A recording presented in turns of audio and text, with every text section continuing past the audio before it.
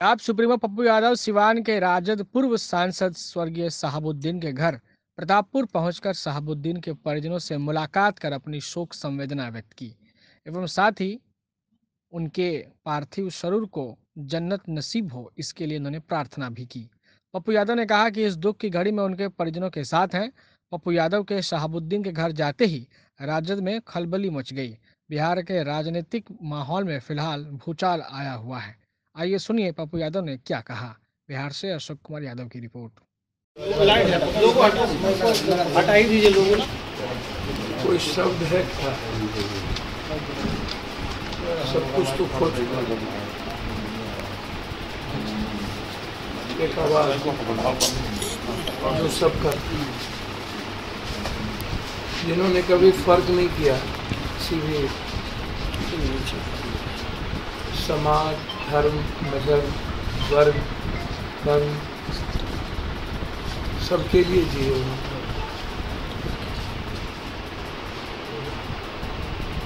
एक गंभीर और वैचारिक इंसान जो हमेशा अपने वसूल पर कायम,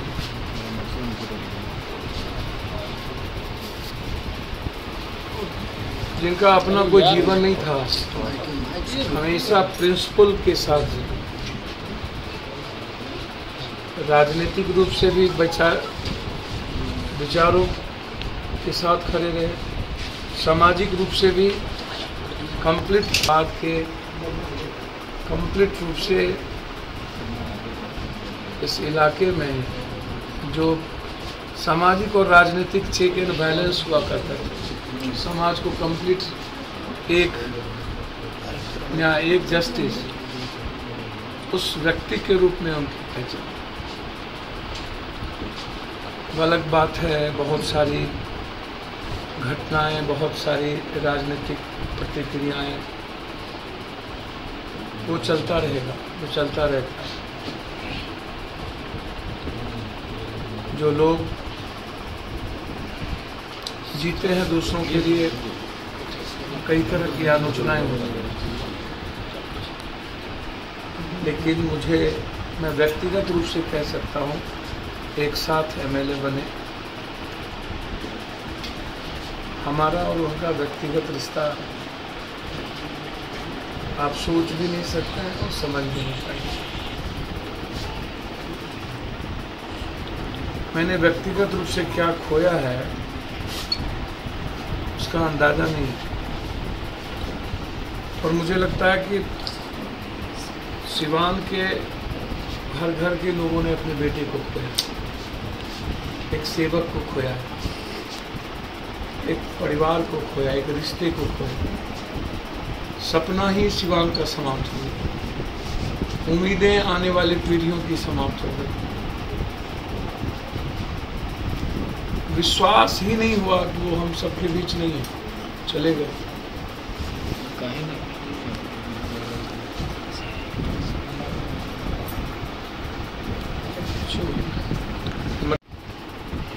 वक्त ने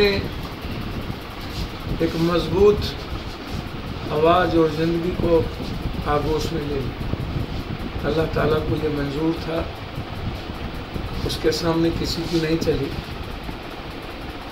और वक्त हमेशा ज़िंदगी को अपने तरीके से चलाता है, लेकिन कहने के लिए मैं कह सकता हूँ अल्लाह को मंजूर था, लेकिन फिर कोई शहाबुद्दीन जन्म नहीं,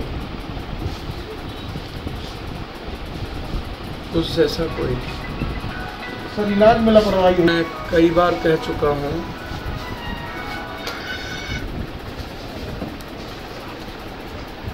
एक ऐसा व्यक्ति जो शारीरिक, मानसिक और आध्यात्मिक रूप से, वैचारिक रूप से, नैतिक रूप से बहुत मजबूत इंसान, योगा करने वाला एक व्यक्ति, संयमित जीवन जीने वाला एक व्यक्ति, और बहुत कम प्रतिक्रिया देने वाला एक व्यक्ति। अब ये मैं नहीं कह सकता हूँ कि वक्त और बीमारी ने क्या किया, लेकिन मैं यह कह सकता हूँ कि जो परिस्थिति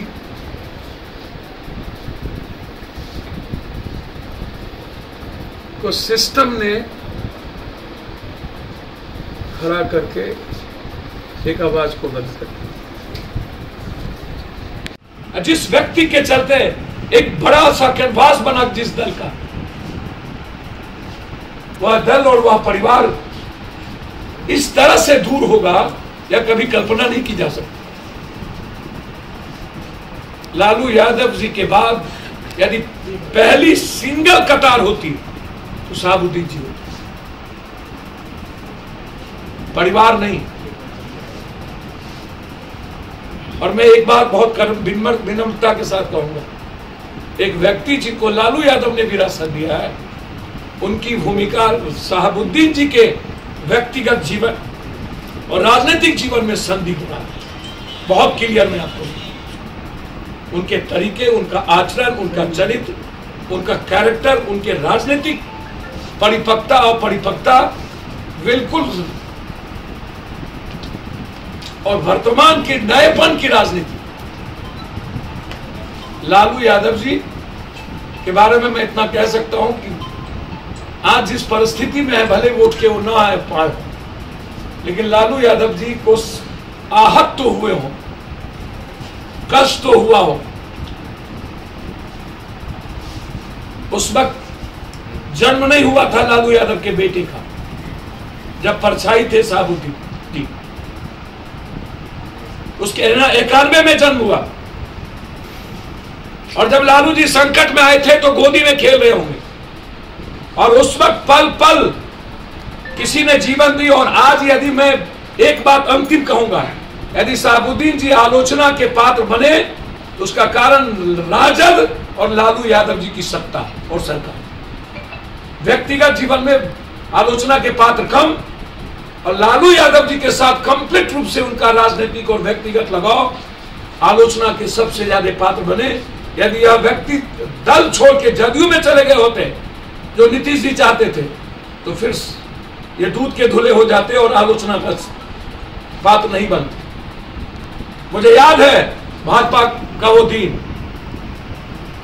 वो क्या चाहता था कि शहाबुद्दीन जी लालू यादव को छोड़ दें, और आज यदि वो आलोचना करते हैं सिर्फ इस कारण से, तो उनकी राजनीतिक आलोचना होगी। व्यक्तिगत तौर पर सिवान का हर घर, हर वर्ग, हर जाति के लोगों को एहसास और महसूस है कि हर संकट में शहाबुद्दीन उनके परिवार और उनके परछाई की तरह खड़े।